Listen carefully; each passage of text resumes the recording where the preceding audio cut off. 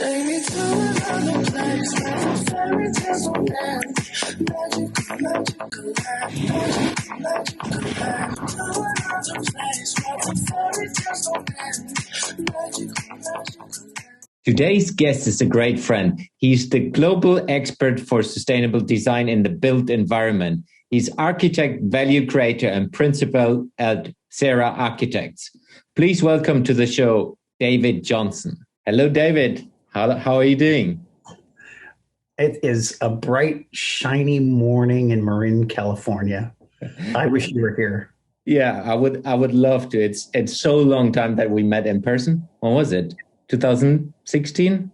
17? Oh, but we've stayed in touch, so yeah. It's good. But personally, it's so long.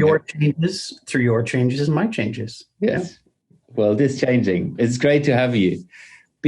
Before we go into your amazing experience and into all the innovation topics and of course sustainability, tell us a little bit about yourself. Who are you? What is your story? Great. Well, I'm a father of two. I'm a husband of one. I've been an educator. I've taught at Stanford and guest lectured at Berkeley and some other colleges. I've been a planning commissioner in my local community and then for the county. And I've been an activist in lots of different ways. And recently I'm an entrepreneur. But for 40 years, I've been an architect and a planner. And that's really where my passion came. I started out, I was going to be a pilot. I earned a Navy scholarship and then realized that the military life just wasn't going to be for me. So I walked away from that, changed my major and took up architecture. With my major change, I changed schools and I did really well. I graduated magna cum laude and university honors and did really well. And I think I did well because that's when I met my wife. and I got focus because she focused life. So I used those good grades to get a position working for Caesar Pelli. And Caesar Pelli's office in New Haven, Connecticut was an amazing place. It was a lot of young people that were given an amazing amount of trust and responsibility. So at the time, the office was focusing on high-rise developments around the world. And I was able to work on the Canary Wharf project when it was just a muddy bench in the middle of the river. And I worked on 4 buildings there. And the little Docklands light rail station was one of my first projects with Caesar. So this young punk drawing a railroad station, and I'd never done that before.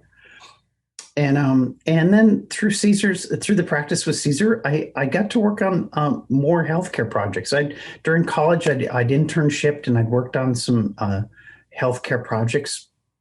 And with Caesar, I was able to work on some additional healthcare projects for the Cleveland Clinic and for Mayo. And there was a thread that started where in college I had the first project that I worked on. As a job was a play structure in a psych ward for kids where they were healing from psychological problems. Mm. And as a competition, I designed a play structure to help kids heal with their parents or with nurses and doctors. And then I was asked to draw that up and it got built.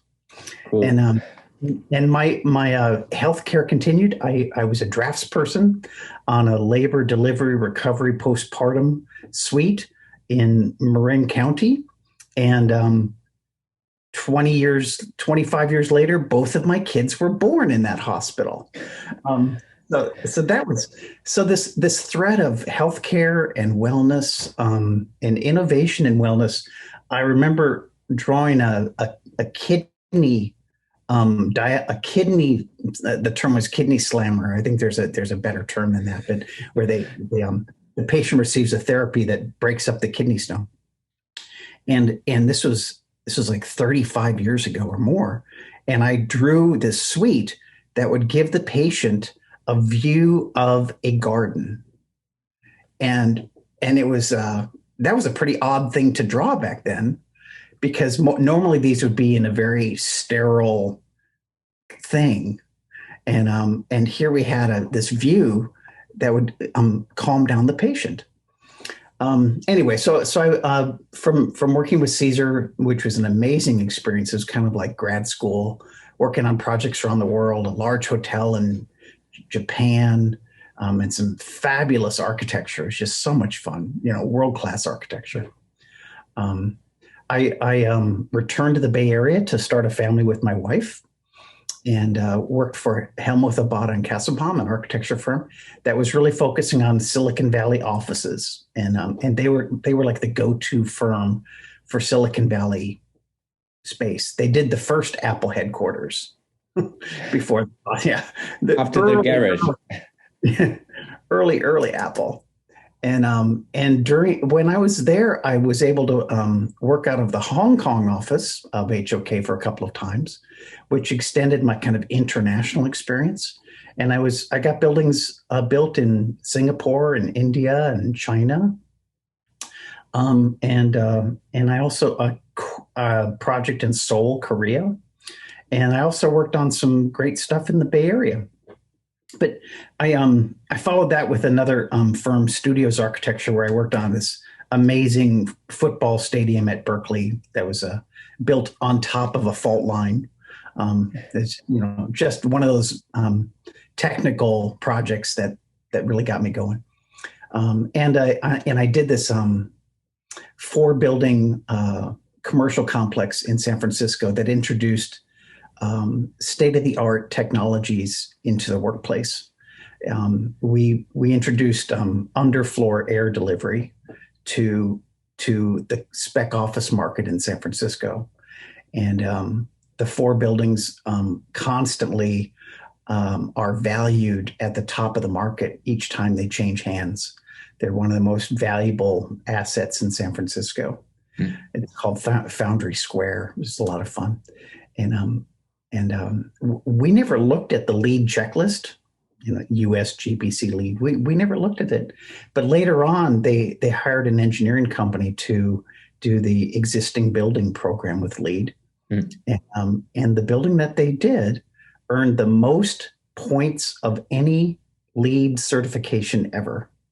That's cool. And, it's really cool. So we were being we were trying to be smart and cost effective, and have space that would do well in the market. And according to LEED, it was one of the highest performing spaces ever, at the building. So it was pretty cool. I was recruited by William McDonough, which is now we're getting into the era that I got to work with you. Yeah. Bill McDonough and his partner, Kevin Burke, asked me to start a West Coast office. So they were based in Charlottesville, Virginia. And they asked me to open up a first satellite. And it was a lot of fun. It was a lot of challenge. One of the early projects that we won was a hospital in partnership with another firm. And it was for the University of California at San Francisco. And it got built. We did the master plan for 3 buildings. The first building got built, and the construction value was $1.6 billion. But it was from a sustainability standpoint, it was right at the time that LEED for Healthcare was coming out, and we were working with the institution to really prioritize what would be most effective for them. And so we focused on the patient experience, and we developed every patient room was designed to evoke a biophilic response. So they either had a prospect view towards the bay or towards the hills in San Francisco, or they had a view onto a garden.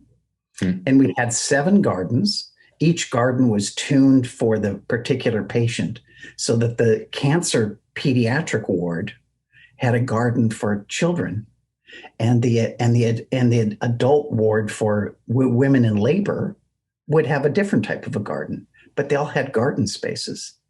And the other innovation there was we controversially got the nurses station to have a window to the outdoors, where in hospital planning, the nurses station is one of the most important spaces, and they should have viewed all the patients.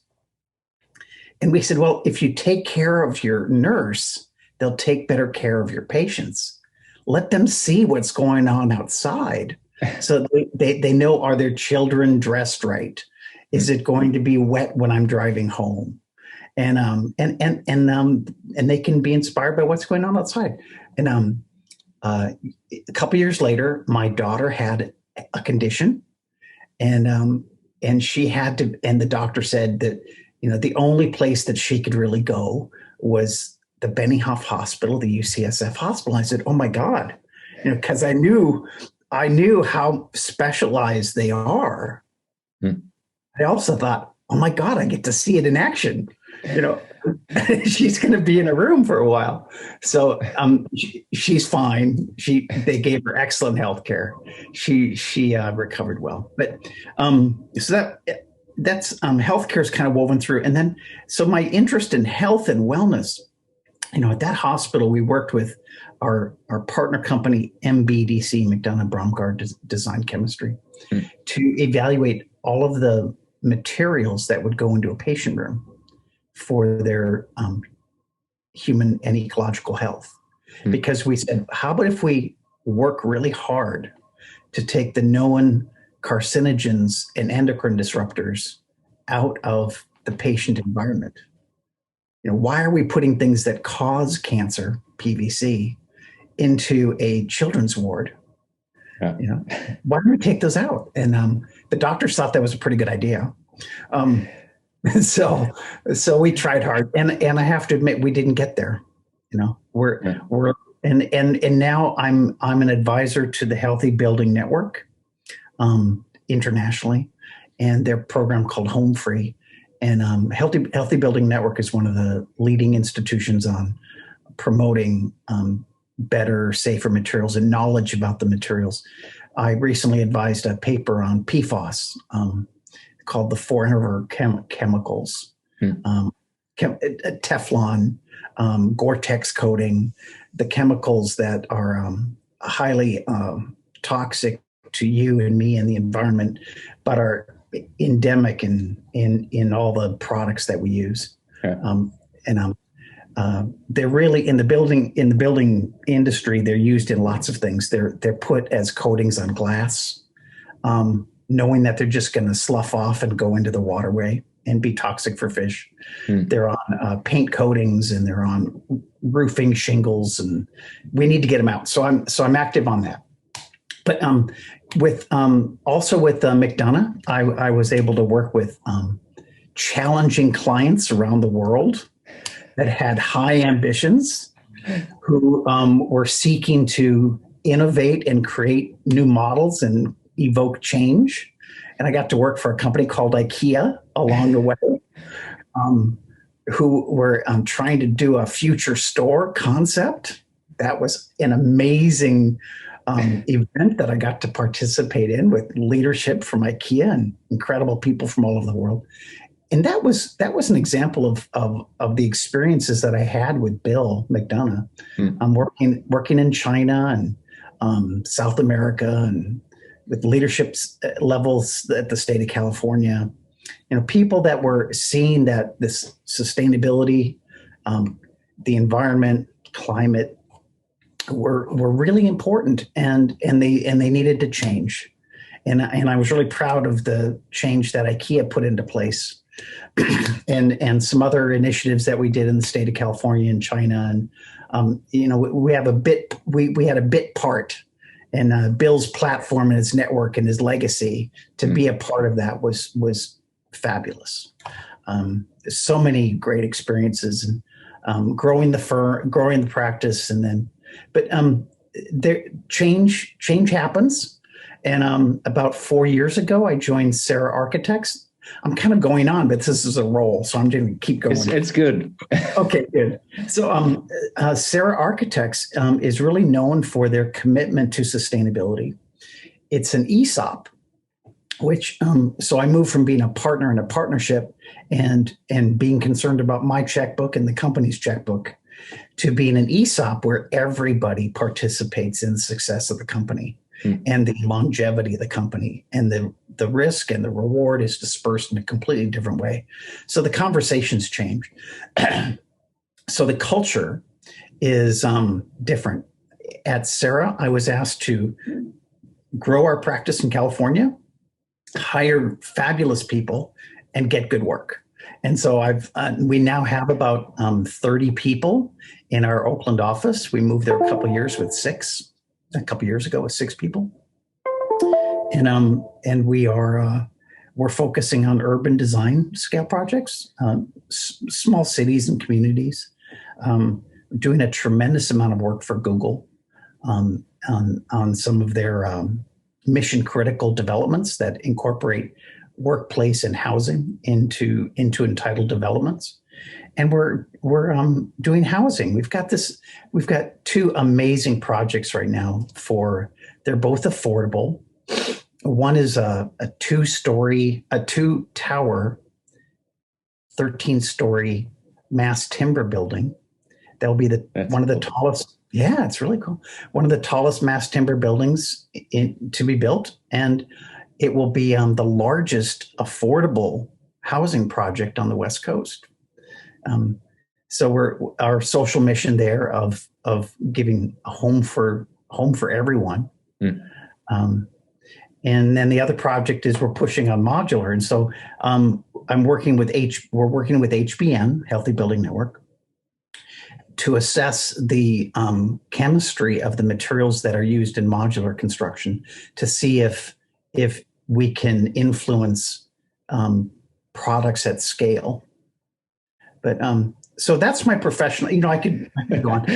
I'm involved in great stuff, and then I've got some stuff on the side, that are my passion projects. But what did I miss? What did I leave out, Jens? Yeah, I don't know. It's because I don't know too much about all your history topics. But it's super good.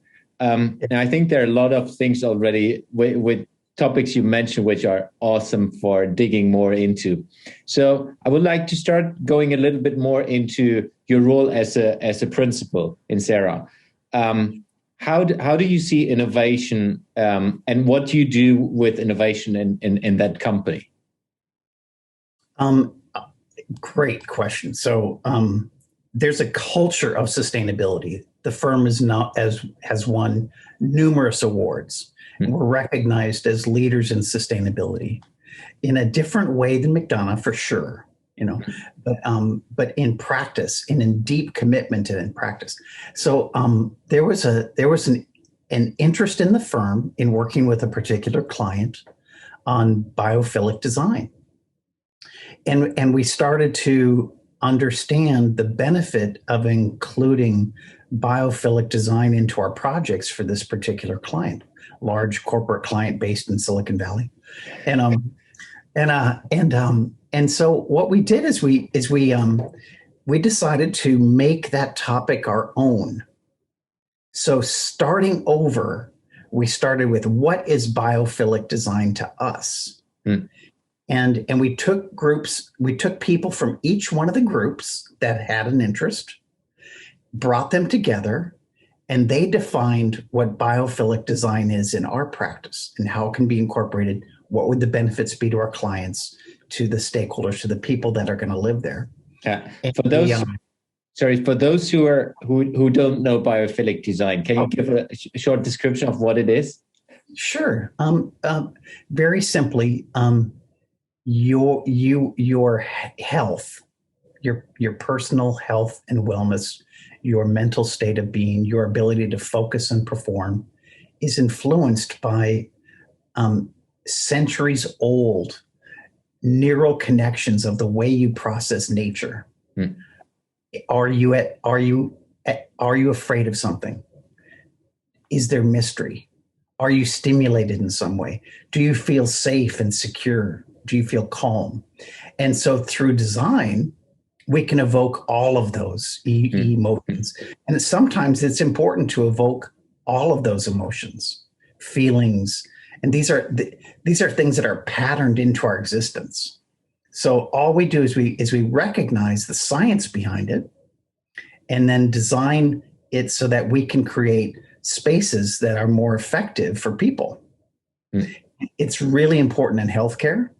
And if you want to improve the bottom line of your company or the top line of your company, you're going to be seeking the best possible space. Yeah. But so what we did is we just defined what is it for us. And now each studio, what's really amazing, Jens, is that now it's just a part of the way we approach our work. So I'm designing a housing project in Park City, Utah, and I don't even have to mention biophilic design. The team is already thinking about the connection to nature. Yeah, love that. Yeah. So you basically influence the culture of how you do things with injecting a new way of thinking. But it comes from inside. Yeah. It's you say injecting, it's like it's like the concept of regenerative design. The concept of regenerative design is you increase the capacity of the systems at that place. A different paradigm would be to bring in something that's foreign to improve a condition. That's an industrial way of thinking about things, or like you said, injecting. But the way I think about this is it's generative or regenerative because it's increasing the capacity of the systems that already exist. So there was already the interest to have this, and we just harnessed that. And that, to me, that's real innovation. I think of regenerative design as a whole. I mean, I hope we go into that more because it's a whole direction for the economy, for our life. So, yeah. Yeah, I really love that. I think there's a lot of things in that because, I mean, I work with a lot of companies where it's about how do you build innovation cultures, and it's basically you did that. You like you said, you harnessed that inside your own organization without you doing a huge change program. You just did it with creating focus and getting the people inside the business around the table to define what is it, and just by them creating like their own baby and their own definition, you harness that, and then everyone is going into that direction, which is fascinating. It starts with the culture of the ESOP. Yeah. You can understand that where everybody is a participant in the success. Yeah. And then, but we're taking that same paradigm and we're applying that to climate, material health, social fairness. So it's our culture to take these issues and increase the capacity of the systems in place. And so we have our DEI committee is incredibly committed, and it weaves its way into our practice. So as we talk about sustainable development criteria, goals, the social aspect of a strategy is seen first, not last. And we're working really hard on embodied carbon and on total carbon now. And I think that's going to be a systemic, I think it is already a systemic consideration at the firm. Yeah. What is your point of view on innovation in these topics in sustainable design and sustainability inside the built environment going forward?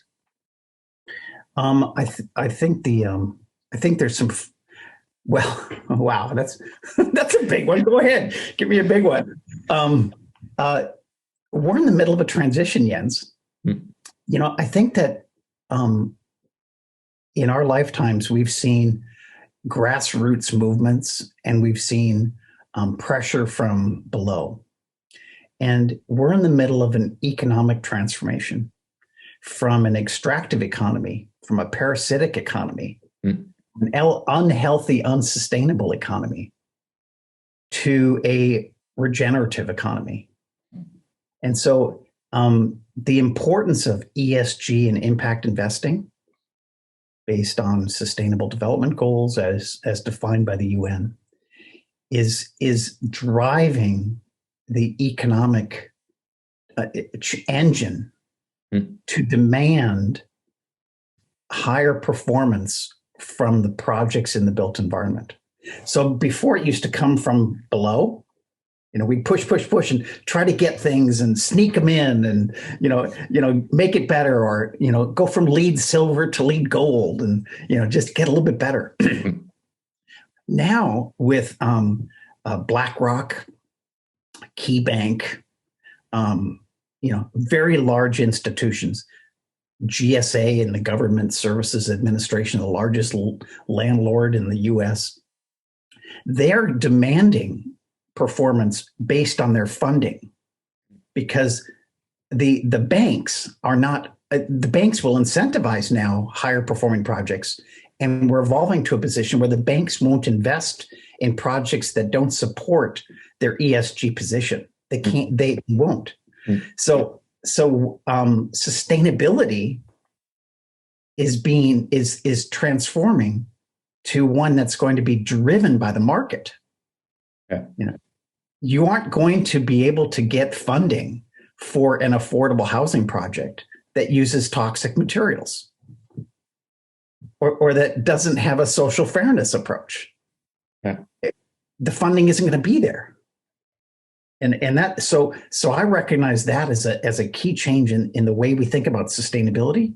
It's going to be regenerative, and it's going to be, how do we improve the world, not just diminish the negatives. And that's, I think that's really when, and we're about to see that happening. And that's really when a lot of passion projects just happen, where it's like 5, 10, 15 years, you needed to fight to do a little step. And then the big steps will happen just because the switch is turning. It will be interesting to see that and be part of it, of course. Yeah, don't you see the same in the large companies that you're working with? Yeah, definitely. Definitely. In procurement, in their policies, in their hiring, in their supply chain. Yeah. It's happening. And we're in the middle of a transition, and it's hard for us to see something when we're right in the middle. Yeah, and I also see it from a strategic approach. Like, sustainability is ingrained into the vision of the company now in a lot of companies. Not everywhere, but it's also, they put their targets so strict on sustainability topics where there's no way out. They basically, like you did in SERA Architects, they look into, how do we bring that into our culture? How do we make sustainability the norm, not just something which is on top and which is driven by the sustainability team? I'm just working with a client who is doing that globally as well with my business. It's super interesting and fascinating to see. And as well, what I see, a lot of young people, for them, that is already the norm. So what we needed to train ourselves on the last 20 years, it's normal. Like for your daughter, for my daughter, it will be normal. That's no discussion. They will go for the more sustainable solution, product, whatever they look into. It's interesting. So would love to look into your passion on climate and climate change and so on. And you do a lot in the Bay Area. Can you talk a little bit about what you're doing? Sure. This is around the topic of policy and advocacy. I mentioned I was a planning commissioner. I've been able to sit on a climate and water board for a local regional planning agency called SPAC.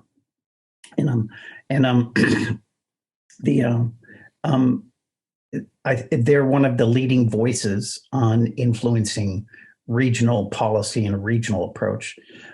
In my hometown, I sit on a county and city climate action plan committee, where my passion is to regenerate our climate and to move away from fossil fuels. I try not to spend too much time on climate adaptation, because to me that means we're giving up. Yeah. So I'm still willing to push and fight for climate change, climate action, and climate regeneration. That's our gift to our children, not climate adaptation, which is going to be important. It's going to be needed because of where we are, but it's not where I focus. And I was asked recently to be an advisor to a group called Drawdown Bay Area. Drawdown Bay Area is based loosely on the book by Paul Hawken called Drawdown, which is all of the different ways we can effectively draw carbon down from the atmosphere and put it into soil where it needs to be. So working on forestry, ocean acidification, and finding the things we can do now before we need to take more drastic measures and to address the climate. So that's been a passion of mine, and because it starts local, you start local and then you create models. So we learn from the great work that's being done in Northern European cities, and we apply those where it makes sense here. We have different conditions. So what can we do here that others can learn from as well? Yeah, that's good, and I think that's what I love to see as well. It's like thinking global and thinking about the impact you can do, but as well being active locally and supporting your local communities. That's also felt locally. Your expertise in the place where you live, to bring the global expertise as well in the local. Which it's super cool to see that. Love that. I would love to look into the SPAC world. And we have discussed that. So can you give a little bit of the story of what you're doing in accelerating climate change and all these topics? Yeah, decelerating climate change. Oh, decelerating. Yes. Yeah. Oh man, we have a lot of work to do. So I believe that we are in an economic transformation, and interestingly, last year there was an incredible amount of movement in capital towards ESG and impact investing. In the first 2 months of this year in the United States, there was a tenfold increase in investing into SPACs. So, and I'll explain what a SPAC is, but there was $38 billion invested in the first 2 months of this year into special purpose acquisition companies. And so, and this goes back to what we were talking about. These are investment institutions, pension funds, family funds, corporate funds. This isn't philanthropic money anymore. This is deep, serious capital. It says we demand to invest this money in doing good on the climate, on social fairness, governance, water issues. And so I also recognize there's a tremendous amount of technologies and strategies that are emerging. And if they go through a traditional development cycle and have to go through that valley of death and suffer from all the dilution of funds and dilution of IP and all the challenges, it's going to take too long to get those important technologies into market. So a special purpose acquisition company is also called an empty wallet company, and it's called a reverse IPO. So a sponsor creates a company with the sole purpose to acquire an early technology.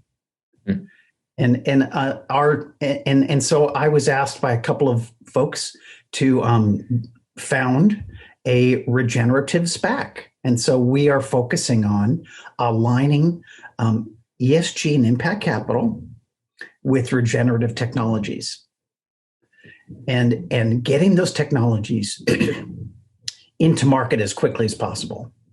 Our goal is that our fund is focusing on about a company value of about $200 million, and the sponsor contribution at the beginning needs to be about $20 to $30 million. Mm-hmm. So we've formed we are forming. It's still new. I hope it succeeds. If it doesn't succeed, I tried. But and our goal is to define this idea so that others replicate it. Mm. We don't want to own this ourselves. We want for others to see the opportunity of taking this pent up. There's $17 trillion in the U.S.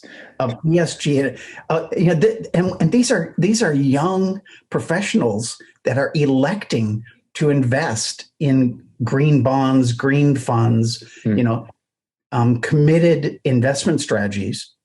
$17 trillion and growing, and they don't have a place to invest. So we need to develop there's so much. We need to develop a lexicon to talk about these things. Mm. We need to create a taxonomy for, how does the strategies in the built environment communicate to the investment community so that they can be assured that there's going to be value, that the purpose and the mission of the capital is going to be achieved by the investment. That doesn't exist yet. It's still emerging. These ESG metrics are still emerging. There's no standard yet. So you can tell I'm talking faster. I'm getting excited. That's good. Yeah. So how can I, I'm 60. This is your 60th recording. Yes. I'm 60. And how do I use all of those experiences that I've had to create change? Because we need it rapidly. So the innovation that I'm interested in right now is regenerative design focused at climate regeneration and bringing in ESG and impact capital to bear on climate in a way that's socially fair and benefits us all. How's that? It's amazing. Is that focused on the US market, or do you think globally already on that when you look into that? Well, thank you for asking. The 17th 5-year plan, is it the 14th 5-year? Anyway, the next 5-year plan out of China is going to be a change agent. Their position on the climate in that 5-year plan is going to drive change globally. Yeah. We see a lot of policy change in the EU, but with the growth in the economy in China and their current policy in the 5-year plan. So, but the instrument that I'm working with right now, the SPAC, by its nature, has to be an investment in the U.S. Because of the SEC regulation. But certainly the market for these technologies could be China, could be Europe, because we all breathe the same air. We stand on a little stone ball surrounded by a little bubble, and we all share the same air. So that means like the company needs to be in the US and needs to be financed inside the US, but the market can be everywhere. Oh, absolutely. Yeah. And I see China as a big part of the market for batteries, for EVs, for renewable energy, for healthy materials. And I just see China as a change agent. Yeah. It's quite interesting that this has changed with the 5 years plan dramatically. Mm-hmm. Well, the 2 plans ago, the plan was based around the circular economy. And the plan before that was around growth, and then they had the circular economy, and then the next one was deceleration of economy because they were growing too fast, and now it's towards climate. I look forward to it. Yeah, I think that's what big economies need to do. Taking decisions towards climate and then really go through it. because that will then be a good example for a lot of others. And if the big ones are doing it, the others are just following, maybe 5 years later.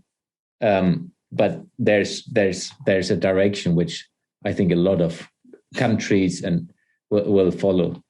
It's really good to see.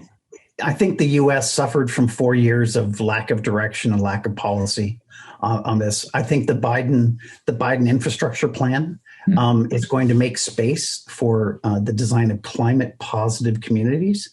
I've been asked to contribute to some framing of initiatives at the White House about how can the Biden plan, which commits 40% of the infrastructure investments to communities in need, how can we use that to that investment, that level of investment, to frame climate positive communities and not just invest in fossil fuel based transportation modes. Yeah. So it's a huge opportunity for us, and I think we're going to get a good bill.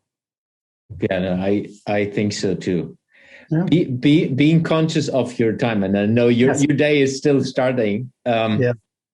So I would like to transition to the last part of the episode, which is taking a couple of questions I ask to every guest, and a little bit out of context, but might be in context as well. So question number one, it's a really small one. If you could be part of a project that's felt and has impact on every human being on Earth, what project would it be, and why would you choose to be part of it?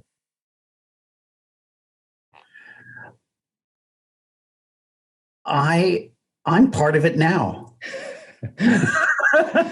I'm part of it now. I am so excited about some of the forward-looking initiatives that I'm involved in that address human health and equity and social fairness. You know, climate is a material problem. You know, we've got too much of the wrong material in the wrong place. And so as I'm involved in issues around material health and wellness, I understand the issues with lead and PFAS and PVC to be similar to our issues with climate. We have to change our paradigm of how we use materials. So I'm involved in initiatives right now to do a multi-assessment of products and materials at scale, focusing on chemistry, climate, social fairness, water, and safety. And how do we evaluate the materials that we use in the built environment that we make things out of to be regenerative and to promote health rather than, being less bad. I'm doing it, Jens. I am living my dream. Thank you. It's so great to hear that. So next question is going into the future. So where will you be in a year from now? And we're still early 2021. And you can answer that from a personal perspective and or any business perspective as you wish, or both.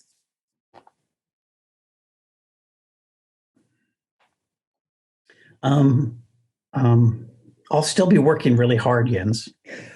And one year is too fast. I'll still be working hard on all of these things. It's a continuum and it's a race. I will be happy in some of the change that we've been able to do, and professionally and personally, and in my passions. And I'll be frustrated because I fear that we need to be more impatient. We need to be driving harder and faster for more change. So if there's younger people that watch this, I sense the need of urgency, and we all need to hear young people more. Yeah. Right. How do you keep yourself up to date? Inform yourself. What are the different medias? How do you build your knowledge, or have built your knowledge over time? I read I read a lot, and I curate that reading a little bit. I have a couple of networks that I'm involved in. uh, on the investment side and on the material side and on the professional side. Those are, there's this incredible group called Sustainable Design Leaders Group. And it's a self-selected group of people in North America that come together on issues of sustainability. And that's an example of a network that I'm part of. The Carbon Leadership Forum is another really good one. So there's and I've been able to be in on the early on some of these initiatives, so it's kind of helpful. Yeah. It's fascinating to see your story. I could listen to you a couple of hours, but I'm really cautious about your time. You're a great inspiration for me and have been over the last years, not just professionally, as well personally, because our daughters are having the same name, and I've learned a lot from you as well from a parenting perspective. So thank you very much for being on the show. How can people reach out to you? Where can people find you? I welcome you providing my phone number and my email address. I have no problem with that. davidj@seradesign.com. And I think I'm going to hold back on my phone number, actually. So that might be the best way to reach me. Okay, I will put contact details into the show notes so that people can reach out to you. Sure, that's great. David, thank you very much for spending an early morning with me. Thank you very much. It was a pleasure. Thank you for all that you do. It's amazing. Thanks. Take me to another place where the fairy tales don't end. Magical land,